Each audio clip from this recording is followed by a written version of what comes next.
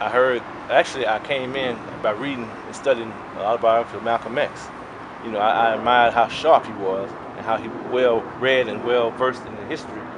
And I wanted to be like Malcolm. I wasn't necessarily interested in Islam.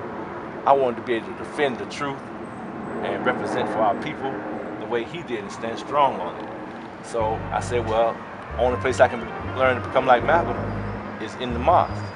So I found out where the mosque was, and I knew about Mr. Farrakhan. So I said, Farrakhan is making Malcolm. You can't make a Malcolm without him.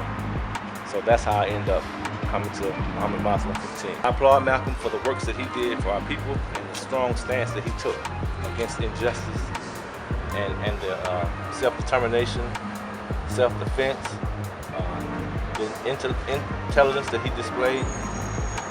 So I still admire Malcolm. I just don't agree with the way he ended and departed against his teacher, the most honorable Elijah Muhammad. By any means necessary, huh? Peeking out the blinds with a ratchet like a Malcolm X. The media keep replaying Malcolm's death. They want us to see the bullet holes in Malcolm's chest, so the rest of us don't want to be Malcolm next. Nothing in this world is how it's supposed to be. These little niggas don't help their mama with the groceries. Beefing with the mama, now the dad missing. Little nigga never had an ass whooping. Now he done jumped off the porch and his ass tripping. He'll shoot for nothing, scared to take a ass whooping. Daddy gone, never had an ass whooping. Mama alone, never had an ass whooping. Mama cursed him out, but barely raised a hand.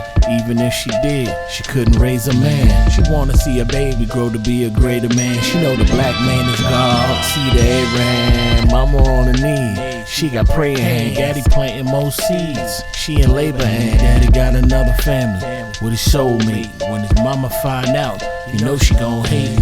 Daddy can't wait to see his firstborn, cause he ain't seen his little man since he was first born. Left his baby in the world, he ain't even protect. Now his child don't wanna see him, he no longer respect him. He peeking out the blinds with a ratchet like Malcolm X. The prison, the pipeline from elementary school to the prison pipeline that we know is real.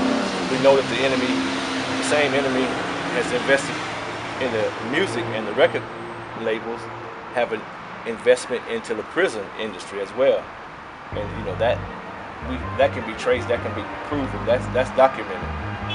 So yes, the enemy has flooded our community with negative messages, negative images and drugs, and it led to a lot of our young people being killed, a lot of our young people going to prison, dropping out of high school, dropping into the streets, and dropping into a world of criminal behavior. I think that we are seeing a decline in the conscious movements and the activist community. It's not as, the presence is not felt as it was back when I started in this community. So it does appear that there's a slight decline from the time when we were out pushing strong up during the time of the Million Man March, and at the height of the conscious movement. In love with the minister and his representation of the truth, his strong stance, his intelligence, all the tools, all the things that I admired about Malcolm X. I saw that in Honorable Minister Louis Farrakhan, and then some. I never, even though that propaganda was around that time about the nation killed Malcolm, I never got caught up into that. I always knew about the COINTELPRO and J. Edgar Hoover. So, I knew the government's hand was involved. I never blamed the nation or the minister or the Honorable Elijah Muhammad for Malcolm's death. We were soldier on 19. It was Ashby and Martin Luther King. Now it's been changed to Joseph E. Lowry and Martin Luther King on that corner where we used to meet at the mosque at 19 Ashby Street. I moved over here when I started soldiering over here in the West End, Lee Street and Ralph David Abernathy, Kevin Salam Muhammad. MLK and Ashby. Oh, yeah. That one, I found this sample, man. I think it's called After Hours, I believe. Some white rock group, but, when when I heard it, I mean, I'm gonna be honest with you. This was after we already agreed to make the project. And I heard it, I immediately thought, I was like, this is the project. This is it. You know what I'm saying? Because it got that grit to it. It got flavor to it.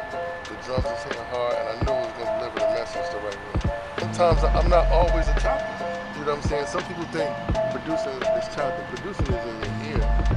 You know what I'm saying? Or beat making is in your ear. You know what I'm saying? How you hear the song. You know, everybody got a different way, but if you do it and you feel like you gotta chop the record, sometimes you don't have to chop the record. Sometimes it's a loop.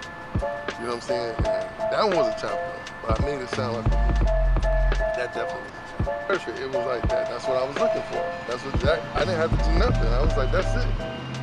There's nothing that needed to be added or subtracted from that track. It was like a marriage. It was perfect.